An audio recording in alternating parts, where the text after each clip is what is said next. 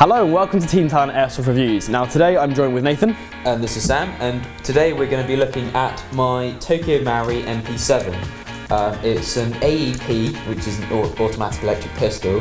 It's of the real world SMG version. It's retails for around £240. They're pretty hard to find, aren't they? I think. Yeah, I mean recently you can't get them in any of the real online retailers. Okay, so you're looking at like second-hand auctions? Yeah, you're looking at second-hand off the forums, wherever you can find them. Really, they're not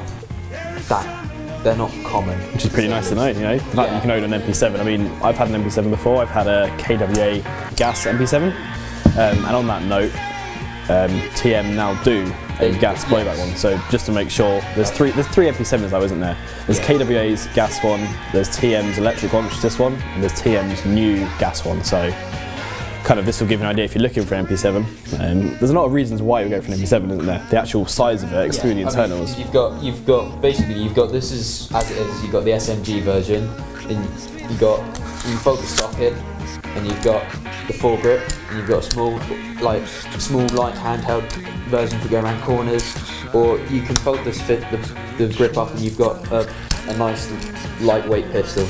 It's really versatile. I mean, that's the reason I got mine. I originally got my KWA MP7 as secondary, so the intention was to bring it around me on the field, having a assault rifle or a sniper rifle, and you have this as a secondary. I think for both of us agreed that it's not really a secondary. It's slightly too big. It's too big to be a secondary, but too small to be a primary. Yeah, exactly. It's a perfect urban gun because of its size.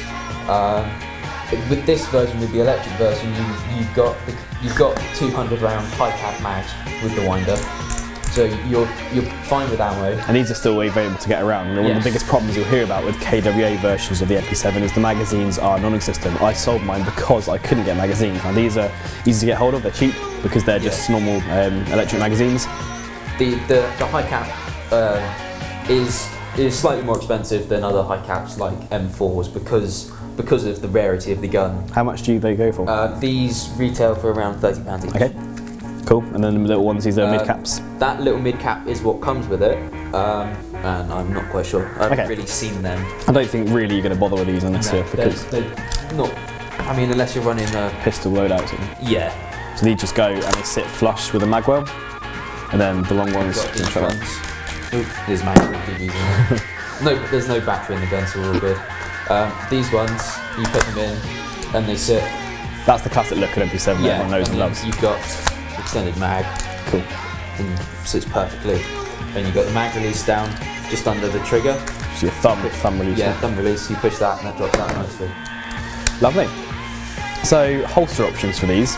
There's a few options you can go for. I mean, if you're looking to use this as a secondary, you have got leg holsters. There's two sorts you can get. There's sort of the old classic canvas holster which straps to your leg. It's a drop leg one, so it's on your thigh.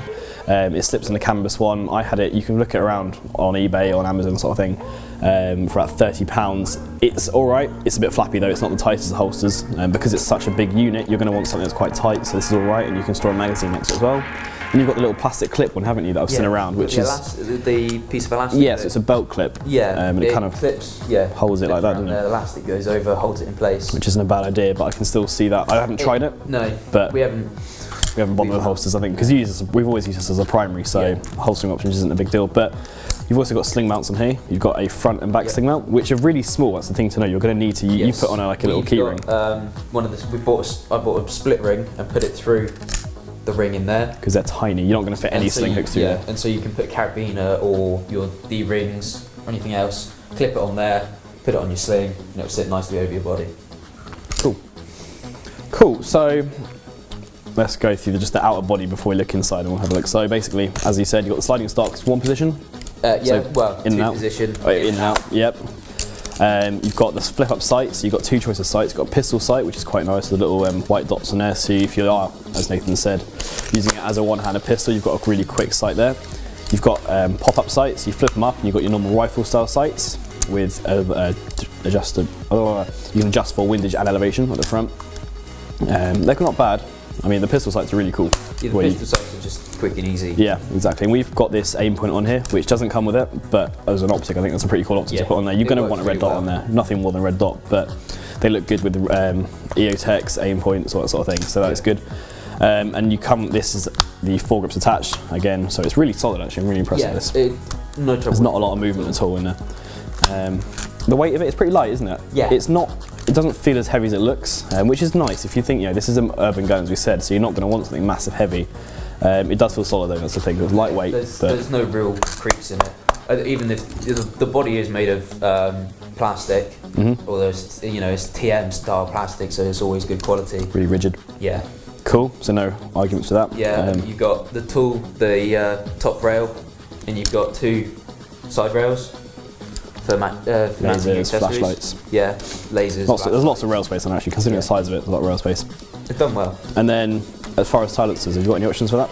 There are options for silencers. What you have is this is a 12mm counterclockwise thread, for which you can unscrew.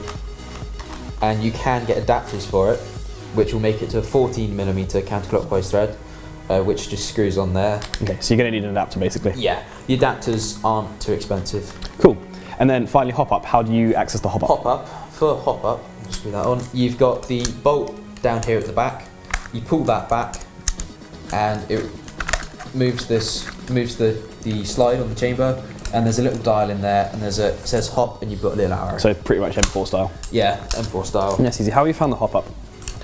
It's actually really good. It will. I mean, that's what TM's known for, right? The hop up. Yeah. It will match most AEGs. It won't have the same power or oomph, but it does sort of will match a lot of the range of a lot of AEGs. So you're the guy that when I'm behind a tree and I feel something flick off my arm, that's you, right? Pretty much. Most annoying shots ever when you got to take the hit, but it just bounces off your arm or something. Yeah, yeah. It's quiet as well for what it is. Yeah, I think we'll go shooting with it in a minute because it's good to see how it performs. But another thing is batteries. Of course, quite a big deal actually. Yeah, it's not your standard minis or your lipos. It's not even a standard connector. What it is this little stick battery. It's a 7.2 volt. It's 500 milliamp hours, so it's small. But because it's an AEP gearbox, it doesn't use that much power. These 2 batteries will last me an entire day at Urban. Cool. What it is this front section comes off. There's a little button under here. You push that in, and you pull it off. And then you slide the battery in while it's on safe, otherwise it won't go in. And then you slide that back on, and... Good to go. I like that. I think that's ridiculously easy. You just change the battery in like 10 seconds. Yeah. That's really cool. None of this stock tube, whatever. Yeah, so pluses are you can change it ridiculously quick. Minuses, you've got to use these batteries. Yeah. You can buy adapters for it. Okay. Which fit in there, and cables come out and it runs to an external PEC box. Right. So you can use mini type batteries, but you've then got to have the PEC box on the outside. Okay, so there's 2 options there for batteries. If you're happy with this, you get a decent fire rate. I would say it probably, to be honest, probably could do with a slightly higher voltage battery. Would you agree? You can run it on the high voltage, and you would get the increased fire rate, but the fire rate's not too bad. Cool, especially for urban. If you're doing single shots, it's fine. If our urban site is single shot only, so the fire rate isn't an issue. Cool. All right, I think we will set up on the firing range and see how it shoots, because that's the most important thing. So, catch up with you in a bit. Okay, so now we're doing the shooting test. We've got a 12-meter range set up. What I'm going to do is I'm going to do 5 shots on semi-auto and then 2 short bursts.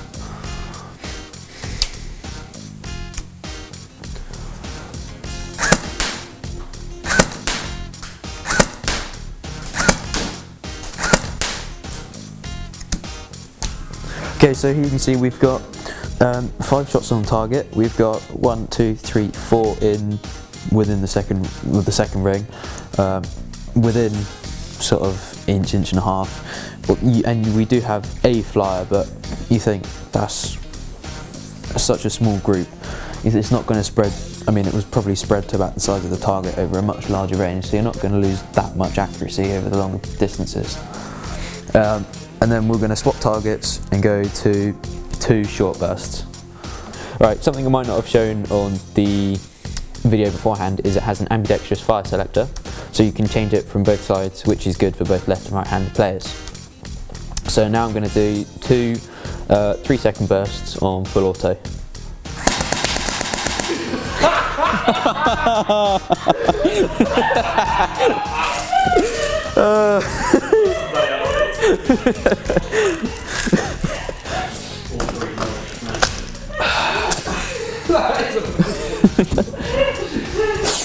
Awkward. Right.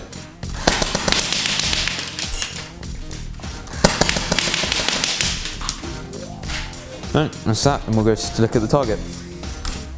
Right, now because it's an AEP gearbox, it's not going to be as fast as the AEGs, which you can see here because it's got the slower fire rate, so not as many BBs are on the target. We've got the spread to one side, but the grouping is still fairly tight, and you've got only 3 flyers. So in all, even if you're using it on full auto, it's still going to be a fairly tight group for what you want. Seeing as it's an SMG, so it's going to be a backup weapon or a urban gun, it's going to be tight spaces, close corners, so for what you want, it's going to be perfect.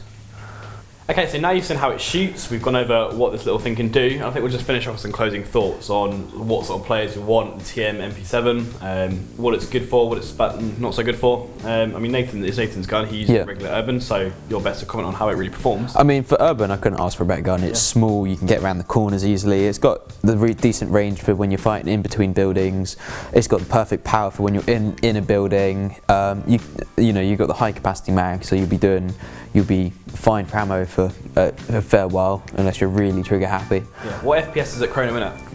It will chrono sub 300. It can vary between sort of 260 to 290 because of the Japanese laws. Yeah, I mean it's low, but it's urban. I mean most UK urban sites have a 330 limit anyway, so you're not, like we said with the hop up, you're not going to notice a range decrease. No. And you're going to be well within sight laws, so for an urban gun that's fine. Yeah, the only thing will be power decrease, but I mean for an urban gun, you're going to feel that, aren't you? In building situation, you're definitely room to room, building to building. Pistol's kind of 280, so you think about that, it's going to be a similar. It's an electric pistol in the end, so. And I mean, as you said, the form factor is perfect. Whoever designed the MP7, H&K are geniuses on that. Yeah. It's we've showed it's got 3 different modes. You have it as a rifle, you have it as a pistol. There's not many guns that are capable of that. And TM build quality? Yeah, TM build quality all the way through. There's no creaks, there's no rattles. Awesome. So good guns. I think round off with, if you're looking to get a gun specifically for urban, I think it's definitely a lot of perks to having one gun for urban, one gun for woodland. This is the definite contender. Yeah. They're hard to get, but if you can get one, go for it because they are worth the money. And gas versus electric, I guess that's a little debate to be had. Yes. I've had a gas one of this. He's had. I've got the electric one. And I think gas is great. We all know the benefits of gas. You know, it's instant trigger response. You're going to get consistent shots going through, and it looks and sounds amazing. However, the reason I sold my KWA version is the magazines were £50 each and impossible to get hold of. I mean impossible. No one had them in the UK. So that's a downfall. With yours. Of course you've got the gas as well, so you've got the magazines. The magazines were 50 rounds each, and every time you reload, you've got to gas and you've got to speed load them in. Yeah. So major downfall with that. If you're willing to run a gas gun, great, but you're nuts. With you've got the magazine. I got the magazine, you've got the high caps, you fill it up, you wind it, you're set. Exactly. So, benefits to each, but I think this is a lot more reliable. It's a battery in the end. Yes. It's not going to freeze up during the cold weather. You've got the ammo and the high caps, and you know what it's going to do. Yeah, I mean for woodland, you can use it for woodland, but it will struggle on the bigger sites due to its small size and AEP gearbox.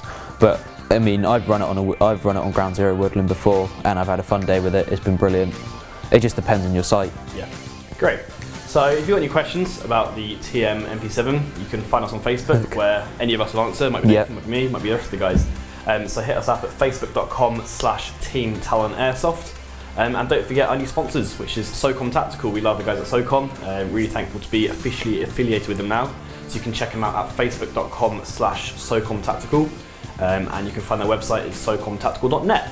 So cheers guys, and we'll see you in the next review. See you later.